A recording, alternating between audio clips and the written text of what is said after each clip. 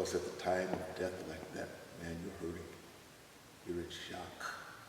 As a matter of fact, most families at that time are not going to be able to think rationally. So if you're really cared for, you want to know that people are caring for you and helping you to think, helping you to make the right decision. Absolutely. I have been with families, for a couple days, and even though they have said no, I particularly remember a donor or a woman whose husband died, and her husband was from Europe, and his family was over there. So I sat with her, and he was declared brain dead. We talked about donation, and I told her my story, and she said she was an organ donor. So I'm thinking, oh, this is a positive thing. She's going to donate her husband's organs.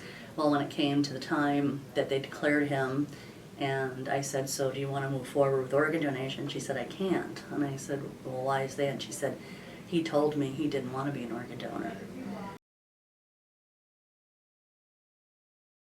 And she cried, and she said, I'm really sorry. She said, I tried to talk him into it. She said, but I think because of his background and the way, he was brought up, it was just something that he never wanted to do.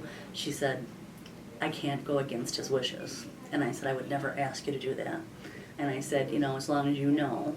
I asked her, do you know what it was about donation that made him not want to be a donor? She said, not really. She said, but he was emphatic that he did not want to do that. She said, I know when I got my license and I signed up to be a donor, and I said to him, well, you should do this too. He said, no, I will never want to do that. So I said, okay, and I said, I understood, and I said, well, at least you had that conversation. That's important that you knew his wishes. And I stayed with her until his parents got there because they were flying in from Europe, so which was like a 2-day thing. And I never left her side, and she said, you don't have to stay. I said, I know I don't have to stay. I'm here for you. And I wanted to make sure that when his parents got there, they understood what was going on. And I stayed with her, and I still am in contact with her, even though she wasn't a donor. She was a caring person, and it was funny because a few years later, her daughter turned 16, and she sent me an email and said, my daughter turned 16 today, and she signed her license to be a donor.